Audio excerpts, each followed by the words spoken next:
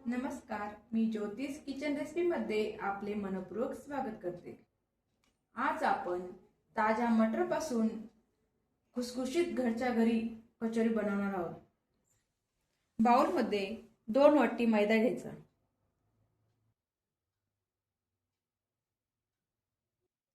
त्यात चवीपुरतं मीठ,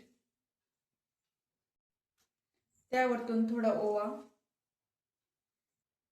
पाव वाटी तुपाचं मोहन गरम करून घेतलंय व्यवस्थित कडकडीत, व्यवस्थित मिक्स करून घ्यायचं। तुपाचं मोहन घातल्यावरती कचोऱ्या छान अशा खुसखुशीत बनतात।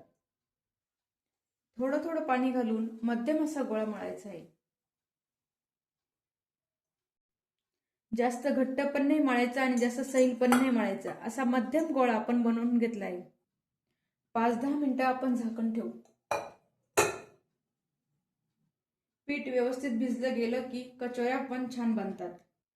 ज्या वाटीने आपण मैदा मोजला आहे त्याच वाटीने आपण फ्रेश वाटाणा घेतला आहे। मिक्सरच्या भांड्यामध्ये 1 वाटी वाटाणा,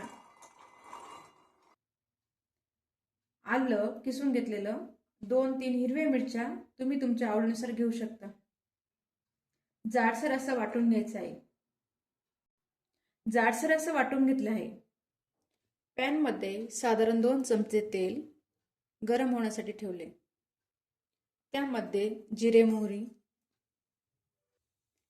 अर्धा चमचा हिंग, 1 चमचा बडीशेप, 1 मिनिट व्यवस्थित परतून घ्यायचे। आपण जे वाटाण्याचं वाटण तयार केलं होतं ते पण त्यामध्ये घालायचे। व्यवस्थित असं छान असं परतून घ्यायचे।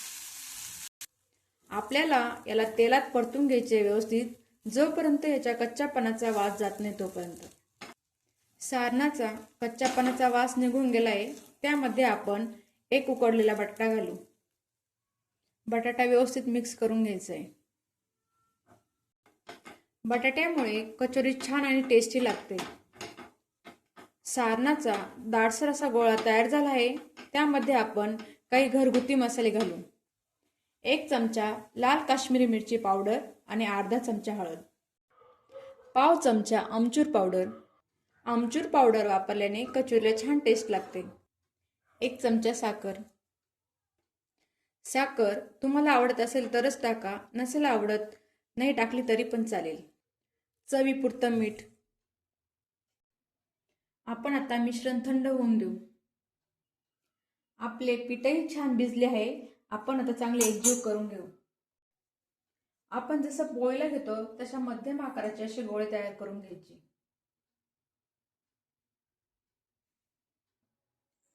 त्याची छान अशी पातळ पोळी लाटायची। पोळीवरती आपण तूप लावून घेणार आहे। तूप लावल्यामुळे त्याचे लेयर छान पडतात। त्यावरती व्यवस्थित मैदा टाकायचा आहे। दोन्ही बाजू छान अशा दुमटून घ्यायच्या आहे।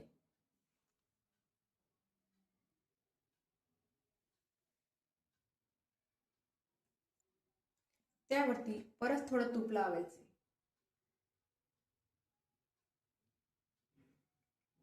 त्यावरती थोडा मैदा टाकायचा, व्यवस्थित फोल्ड करून घ्यायचं आणि लाटण्याने अलगद लाटायचं। त्याचा छान प्रकारे असा रोल तयार करून घ्यायचा।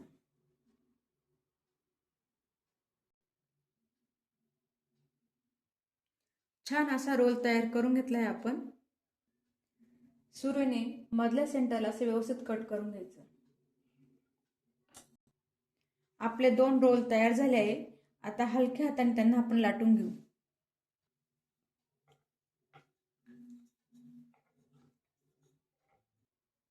आपलं मिश्रण थंड झालंय, आपण त्याचे मध्यम आकाराचे असे गोळे तयार करून घ्यायचे।